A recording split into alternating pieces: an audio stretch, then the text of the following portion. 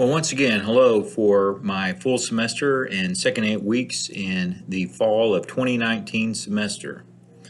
We're recording Chapter 11 interest groups. This will be the first chapter of our last set of chapters that we have for our third exam.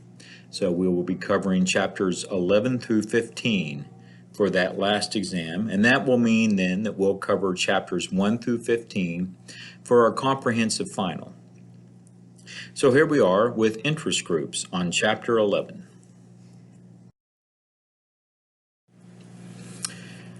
Your text begins by asking a very powerful question. When we mention interest groups, whose interest are we talking about?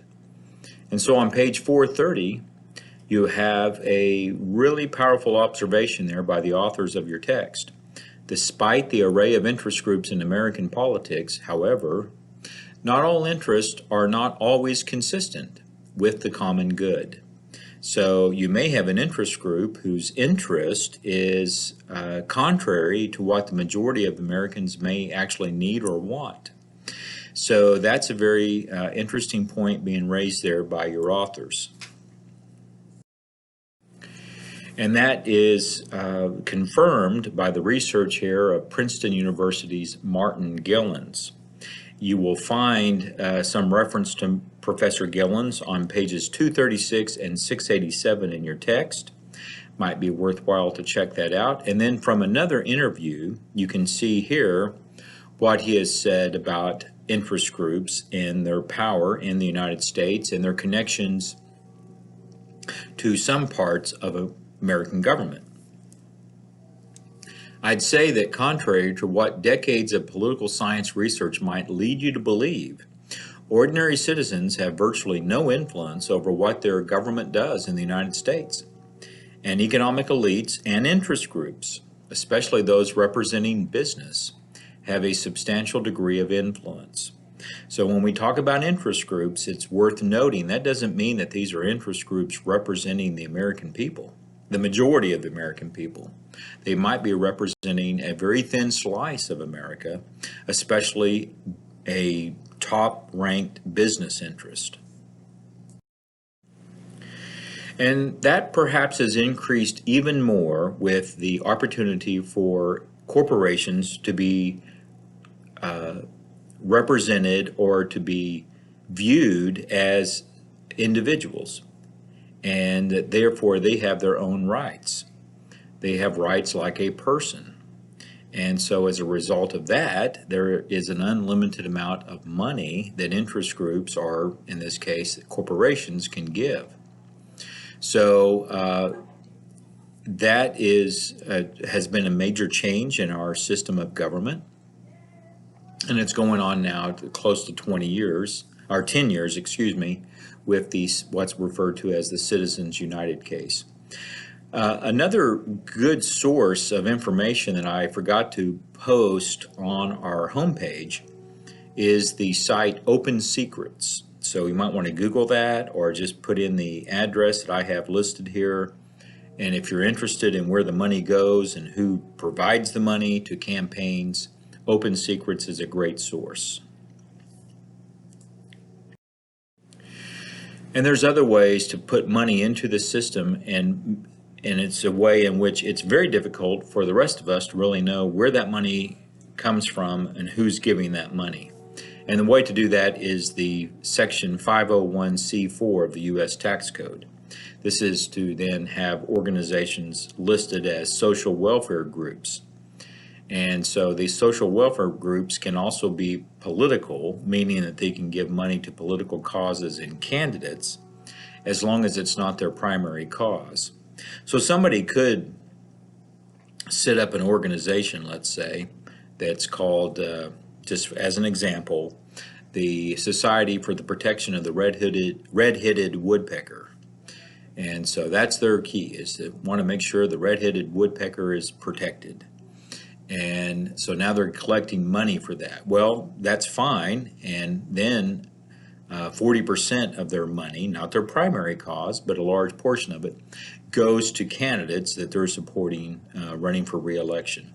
In that case then, they are a social welfare group helping the protection of an animal, and yet they're giving to other candidates, and it may mean we, the public, don't really know about that. So here's where you can see the great benefit. The dues may be deductible as a business expense, and groups are not required to publicly disclose the donors. That's a big one. And so that could be a reason why people then go to Section 501c4. We've also seen a few years after Citizen United, the McCutcheon case, the Supreme Court removed limits on overall amounts that wealthy donors can give to candidates and political parties. So, I mean, it's one thing that you can do that, I can do that, but I think we can quickly see that if someone's worth billions of dollars, they can give even more, of course, to a campaign. And it does make it more difficult, not impossible, but more difficult for those who are not getting money from wealthy donors to be able to compete. We've seen this brought out by a very important nonfiction book written by economist Thomas Piketty, who is a French economist. And the argument in his book Capital in the 21st Century is that those who make their money off of their investments, those who have enough stocks that they can live off the dividends from those stocks, are able to grow their wealth in far more successful ways than those who are living off of a salary or an hourly wage. And in fact, we've seen in large part, as Piketty observes and many other economists, that for the last 30 or 40 years, those who are living off of wages and salaries relative to the cost of living, they've not really seen an increase in their overall wealth. But those who are making their money off of capital, investments, stocks, real estate, those kinds of issues, overall are seeing their wealth continue to grow. And so that is one of those big questions then, is that if you now add into the political system to allow for those to give unlimited amounts of money, is that not an ongoing source of protecting the wealth for very few at the expense of other people? Is there a possibility that that's what the system will create? And that certainly is the argument made by Piketty. So we are seeing then that gap grow ever wider between those who have considerable amounts of money and everyone else. And then you're left with lots of questions on what should, if anything, be done about it. And that's a key part of what we're seeing already raised about the 2020 presidential election. Well, so perhaps there's not a great benefit for everyone to join an interest group, but a large amount of people do join interest groups. And while some people benefit more from those interest groups and the interests that they're representing, there may be benefits for most of us to join interest groups. And your text certainly points that out. So here we're looking at some good answers to this basic question. Why join an interest group? And you can read through on pages 441 to 443 to see the answers there.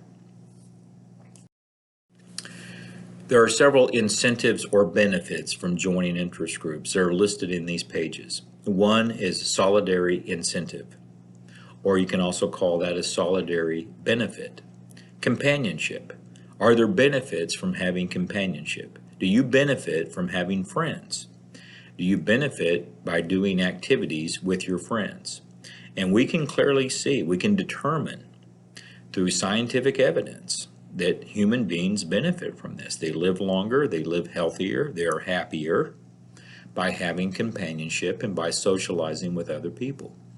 And so by having organizations in which people get together and share in activities, they see some benefits. So by joining a political interest group, perhaps there's a political cause that you're interested in, but just the mere fact of being with other people and having activities with other people, going to lunch with other people, going bowling with other people, tends to have health benefits to the people who are participating. And then beyond that, of course, to join a political interest group should mean that you're wanting to make a change in society. And so the ongoing belief that you are making a difference can cause people to feel certainly better about themselves, but it also is a key reason why people would join, is they want to see a difference in a particular issue, perhaps an environmental issue, perhaps a moral issue. And so that's another reason why people would join an interest group. Purposive incentive or purposive benefit. And flat out, there can be economic benefits. You're going to get perhaps better wages. You can get better job protection. You can get better opportunities to seek other jobs by joining interest groups. And so here we're looking at the material benefits, in large part brought about by unions, and the reason why people would join a labor interest group or a union. Economic incentives or economic benefits, you can call those either way. So those are some of the reasons why people join, and there have been long-running explanations and support for interest groups throughout the history of this country. And in fact, in the 1820s and 30s, a Frenchman named Alexis de Tocqueville came to the United States, wrote about the United States, and made this observation that America is a nation of joiners, that a large amount of people in the United States join interest groups. So this is one of those areas of activity and political activity in which we do see many Americans participating in. Now, we have seen activities among groups decline in many ways, and this is a book that's over 20 years old now, but still has a great deal of influence in our study of American culture. And we actually have this book in our library, and I've talked about it back in chapter 1. But Bowling Alone deals with this question of why people are less likely to join interest groups. And perhaps in a physical sense, there are people joining interest groups in lower amount of numbers. And there's lots of reasons that are explained here in Putnam's book.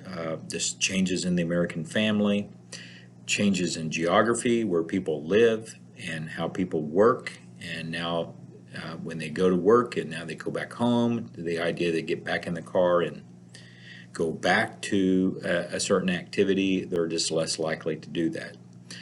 But also the technology, just the electronics that people have in their homes, makes it less likely that they're going to join a group and go physically out to meet other people and be in those groups with other people. So those are all some reasons for that. And it's an excellent book that really does bring up some powerful points about the changes in our society and how we do benefit politically and socially by joining interest groups. So as we can see here, I mean, not necessarily joining, and we'll talk about some different interest groups here in a little bit, but perhaps just going to a local social or political affair, a public meeting, a town meeting, school meeting. Putnam observed that we saw that decline by around 40%. And again, this is over 20 years ago. But I wouldn't think that we've seen a great deal of revision on the upswing here for many of these groups since 1994. So think about civic groups in your hometown. I know many of you taking this class, you're from Miami, but you could perhaps be from Tulsa, maybe some of you from Claremore, from Coweta, and I would imagine in many of these towns you have these organizations. You have a Masonic Lodge, you would have a Rotary Club, you would have a Lions Club, Elks Club, Moose Lodge, some of these more than others. I don't think there's that many Moose Lodges around, and perhaps not that many Elks Lodges. I know in Miami there is an Elks Lodge, a Lions Club, Rotary Club, and Masonic Lodge. So, and many of those organizations have had a great deal of impact in the community here in Miami. The parks have been sponsored by Rotary or Lions Club, and you have Boy Scouts being helped by Freemasons, and you have other kinds of support to hospitals and getting eyeglasses by the Masons and the Lions. So these are very helpful clubs and organizations in your local community, and I'm sure where you're from you can see how these organizations have been helpful. And I would just suggest that once you get established and you're out of school, you have a job, and you're getting your feet underneath you there and you're moving on with your career, that perhaps you consider being involved in some of these organizations and think about how they perhaps have helped you, or you know of other people that have been helped from them, and find a way that you can perhaps get involved in these organizations in the future. But we have seen decline in participation with many of these organizations. But perhaps this is leading to other kinds of technology and other kinds of connections. And perhaps the new technologies are leading to other ways of connecting with people. So, for example, online dating. And 1/3 of all marriages are through online dating. And that may actually be out of date, that number. So we certainly see that many people are going this way to find others and to connect with others. Now, when we start to look at interest groups specifically, we can see there's a lot of strategies involved in helping to have one interest group advance over another, or have that interest group get some national or local support. And a big part of that is the icons, is the imagery. And so I think you're probably familiar with some of the imagery there. National Rifle Association, certainly a well-known interest group. Perhaps not quite as well known in this area, but I imagine some of you are familiar with the WWF, World Wildlife Federation. And it's interesting to bring that up about World Wildlife Federation. It is an older organization than what was the World Wrestling Federation, and so they actually won a court case that they would be the WWF. And so that's now, of course, World Wrestling Entertainment. So that has changed, and actually was a court case on how you would use these symbols. Well, symbols are important, right? And we'll come back to that issue and talk about that. Before we get into that issue in more detail, let's think about who does join the interest group. And just like being active in political parties and voting, we can see ways in which you have a membership bias, in which some people benefit more than others through their connections with interest groups, and therefore are more likely to form interest groups and to join those interest groups. And so, not too surprising, we see the wealthy and the better educated more likely to join interest groups. And so that's why it's referred to as a membership bias. Interest groups then are connected to companies, and this becomes a form of the investment for a company. So when you think about companies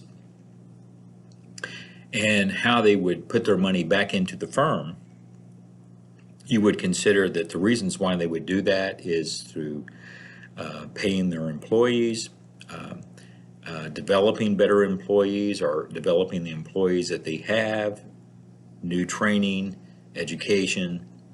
And you could also then think about advertisement, research and development would be all reasons then to use the profits from a company to help the firm become even more established. So, Pfizer would do these things for their employers and for their research, for their employees and their research, for their advertisement as a drug company. Aetna would do that as an insurance company, and then banks like Citibank and Wells Fargo would do that for their investments in their banking processes. But what you can also see here is that all these companies would invest in lobbyists. So in how they navigate with the U.S. Congress and the laws and regulations that are passed by Congress and enforced by bureaucracy. So part of the investment of a company is to invest in interest groups and the people who work in those interest groups, which are referred to as lobbyists. That becomes a key segment of investment. And also then, as I mentioned, the symbols of an interest group become extremely important. And so how an interest group, or in this case a company, is being advertised can have a big impact on the success of that organization. And this can be, again, going back to the symbol of the National Rifle Association or World Wildlife Federation. In this case, this is a really fascinating symbol that we see here on this screen. We're looking at BP, which is British Petroleum. So this is an oil company. Certainly the company itself now refers to it as an energy company, and clearly it is. But the symbol here suggests that it's really focusing on an environmental process here and turning to other forms of energy, and perhaps solar power, wind power, and less of an oil company. And so that's some of the ways of using symbols and the power of using symbols. Specifically there in your text, and of course institutional advertising was in your text, but also here a key way of remembering the power of interest groups and its interaction with two other key segments of a sub-government referred to as Iron Triangle would be bureaucratic agencies and legislative committees, all working with interest groups. So when you look at this, consider these three interacting with one another. And in the process there, in large part, the fuel that keeps these three working together would be funding. And so you get campaign contributions to members of Congress, you get contracts to an interest group, and then you would have ways of lobbying a bureaucratic agency. You may also then get certain kinds of, if it's a military, weaponry that's produced by that interest group. So you can see how all three might benefit with one another. When you read through pages 451, 452, you will see some really good examples of how these three points of the Iron Triangle work together to get policies done. This may not necessarily always be a good thing. Perhaps it was necessary to continue to keep the Osprey going, even though the success rate of the Osprey was not very good. Or was it a result of the Iron Triangle in which there were contracts that needed to be fulfilled, and so despite the tragic losses and the crashes of this airplane, this flying vehicle, it was going to be continued to be used in our military, specifically in the United States Marine Corps. So the Osprey, just to give you some background here, some of you may certainly know about this aircraft, but this is an aircraft that can maneuver like a helicopter, as you see in this picture, but it can also change those propellers in a degree so it can become an airplane. I think we can see some potential benefits of having an aircraft like this. Some real problems with it were that it took several years for it to be a successful aircraft, and in the process several members of the Marine Corps were killed in plane crashes, and there were some real questions about the records of keeping this aircraft successful and how it was being monitored by Congress. So was that an example of the Iron Triangle just benefiting one another to keep this aircraft going, since after all people were paid for this through tax dollars, and so you had then the interest groups that were producing this aircraft and segments of the military that needed the aircraft or wanted to keep it, and then you had a Congress that was continuing to improve of the contracts to get more of the Osprey.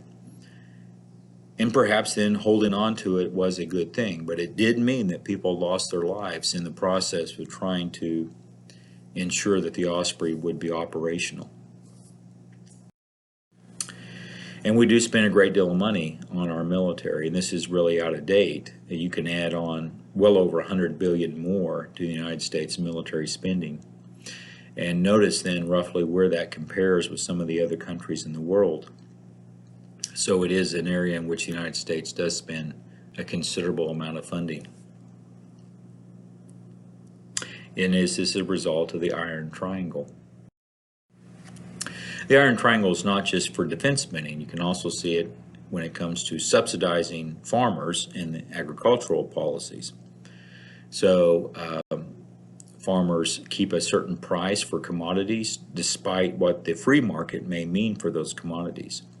So it is a way of helping to ensure that farmers stay in business, but it also means that farmers will continue to plant particular crops, even though, again, through capitalism, it wouldn't be worthwhile for the farmers to do that. But is it necessary in order to keep the farmers in business? So that's how you now have subsidies, but it's also an ongoing process of the interactions within the agricultural Iron Triangle. And so this has meant then, for example, the reference to corn as the welfare queen of crops. And I imagine some of you, maybe some of you even live there, but some of you have probably been to Iowa in the summertime, and it's quite phenomenal. I mean, you'll see corn in some parts of Iowa right on up to the highway. It's grown everywhere. And it's grown everywhere in part because there's a lot of reasons to use corn, but to use the corn because it's also paid for by American tax dollars. It's subsidized. And so that's an example of looking at the agricultural Iron Triangle.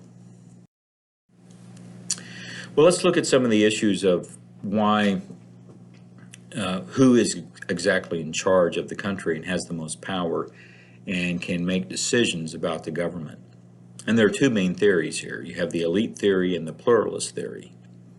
So as you can see here, the elite theory is that you have a small group of people, an oligarchy, thinking back to chapter 1, and this small group of people, wealthy, educated individuals that hold the most political power and are able to get other people to do their bidding. And so you may have all kinds of observations or symbols of government, but that's really not the true source of the power. It's this group behind Congress, for example, that's able to make the decisions. The other theory is the pluralist theory, that you have competing interest groups, and that's how you determine who has political power. So if you're looking at examples of these two, we have some books that you can turn to and some authors that give some powerful examples of these theories. So for example, this is a really great book called The Power Elite, written by C. Wright Mills. And this was from the late 50s, and he argued that the whole idea of government was really controlled by just a small group of people. And everybody else was, in a way, working for that small group of people. So the elites, and you could break this down into more local categories, that in any particular town you would have elites that would be able to run that town. And so competing interest was really just controlled by a smaller group of people behind the scenes. That's the argument raised by the power elite. And we do have examples of the power elite, of elitism and oligarchy. In some ways, I think you can see this in the bailout of the banks. I mean, there was a tremendous amount of money that was going to a few banks. And even though these are large amounts of people working within these banks, it's still relative to the whole population pretty small. But the amount of money that they received was pretty large. As you can see, there's $700 billion. And the argument from the banks, though, was, how bad the economy would be if these banks collapsed. So it comes back to that phrase that you probably have heard, too big to fail. So that's what these banks would argue, that they were too big to fail and that they had to get bailed out. The pluralist theory is by this gentleman, Robert Dahl, and he wrote the book Who Governs? We have that in the library as well. And so his argument here is that it's competing interests that are ultimately making this decision, the tension between these interest groups. And they're able to then have an impact on elections, they're able to have an impact on the members of Congress and other politicians. And so that tension helps to create an outcome. And we can be all part of that, we the individual voters, by joining these particular interest groups. So for example, a competition between an environmental group and a manufacturing group on environmental policy. How much regulation should there be on pollution within a company, within a factory? And so Greenpeace the environmental group may want more regulation, whereas the National Association of Manufacturers would want less. And so that's how you would see this competition occur between these two organizations. And that would generate an outcome. In the next few slides, we're going to give you some examples of different types of interest groups and some of the changes that are occurring with interest groups. So for example, the largest of labor groups in America is the AFL-CIO. It's an umbrella labor organization, meaning that there are other labor groups within this organization. So you have the American Federation of Labor, Congress of Industrial Organizations. So these two labor groups join together in the 1940s, and other labor groups are part of the AFL-CIO. But this has been a considerable decline in America, and does it have an impact overall on the economy? So not only do you need to have people joining unions, but you have the possibility that other people could join. And we're seeing less and less of that possibility and fewer unionized workers. So only 11% of workers today are unionized. And so does that have an impact on the overall wealth of people who work for a wage?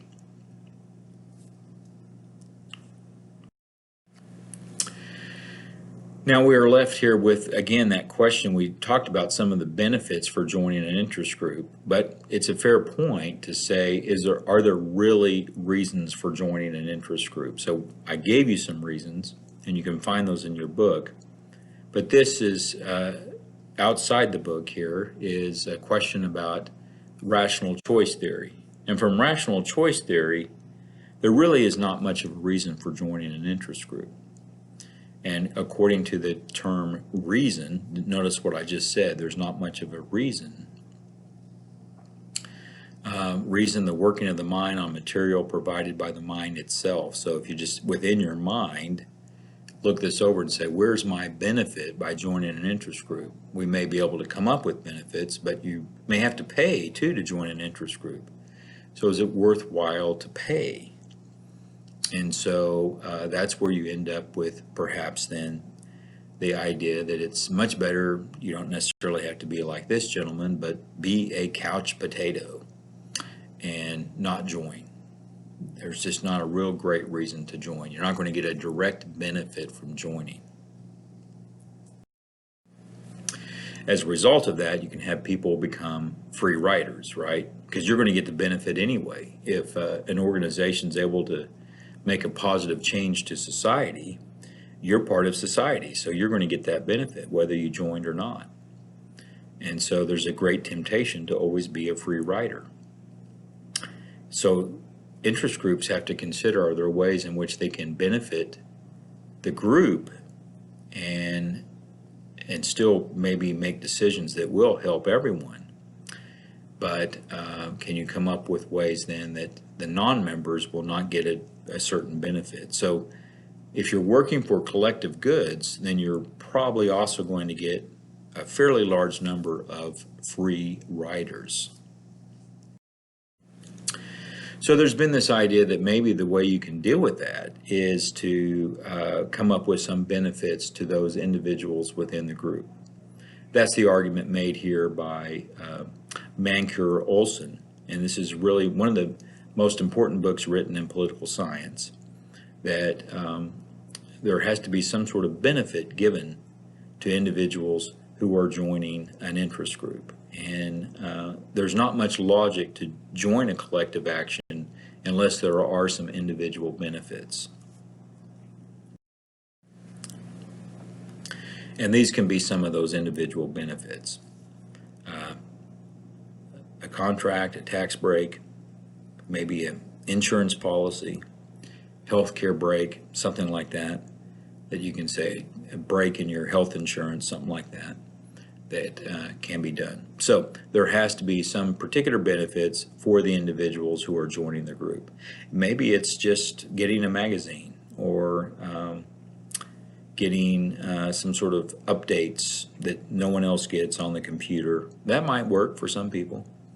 And so those can be some of the ways of looking at the individual benefits for people who are joining an interest group who's trying to create a collective good. So there's a considerable amount of struggle and tension there on those different incentives. Okay, we'll stop there, and then we'll turn our attention next to the United States Congress in Chapter 12.